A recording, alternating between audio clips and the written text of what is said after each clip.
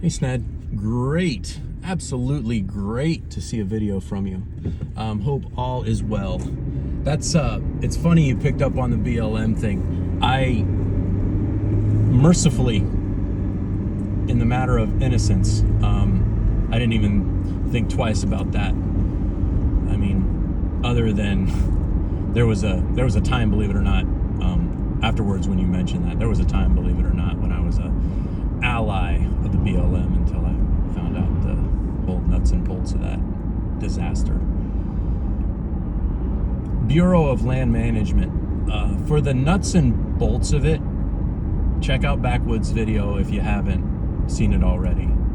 I will give you a more ground level approach, a more grassroots approach.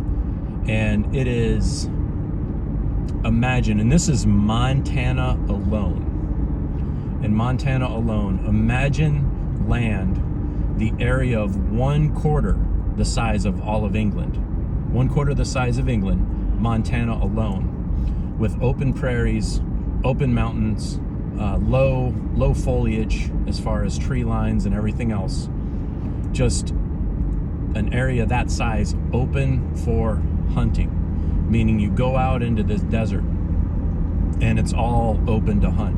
All this land might as well be yours as you're able to have the run of it.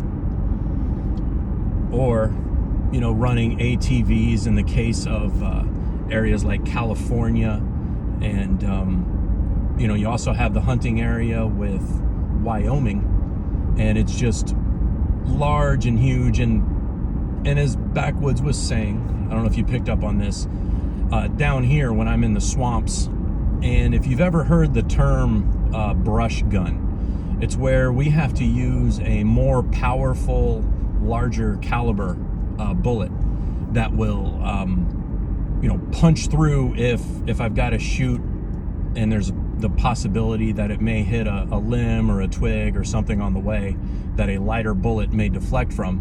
You know, it's faster because your target is going to come out as an ambush within say 50 to 75 yards of you, and in some cases when it's a little bit further it's 100, and that's kind of a different story.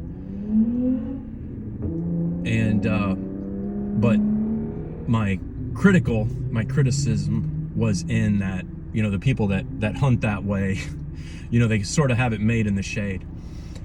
But that isn't so true. There is a strategy to it, as Backwoods was talking about, when you go over the hill and you're, quote, glassing,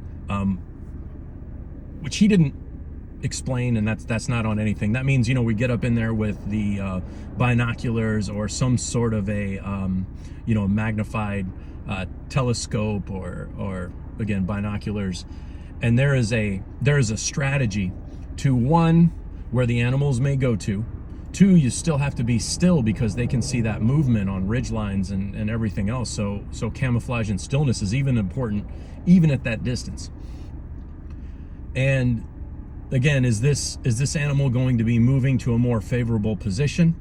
Are they in such a position that they will stay still long enough for you to be able to fire and have your, because there is time when you're talking a 200, 300 yard shot.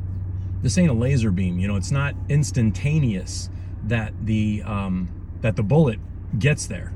So if it may move within, I don't know if it's a second or so, but there's actual, when you're shooting that far, it's the craziest damn thing. There's actually time. And there's time even when it's close. If you follow Lock and Load Video, he's been putting up videos about hunting stories. He talks about like how you hear the impact of the bullet as it hits your target, and there's a difference in sound between when you hit something versus missing. Like you actually hear a thud or a slap, and even as close as 50 yards, there's still enough time from the time that gun goes off to where you hear it smack the deer, the pig, or whatever else you got going on. Not so much with a paper target, but I digress. But when I'm talking Bureau of Land Management, I'm talking an area that size, that vast. Wyoming has them, Arizona has them, New Mexico has them, Texas has them, California. It's big time a West thing. As for public land, the hikes that you've seen me take so far have been city and state down here, and I could give you the acreage and size of those areas that I have just open to me for hiking. And there's also hunting on that Florida trail path that I was taking last weekend. There's also hunting within that sort of area.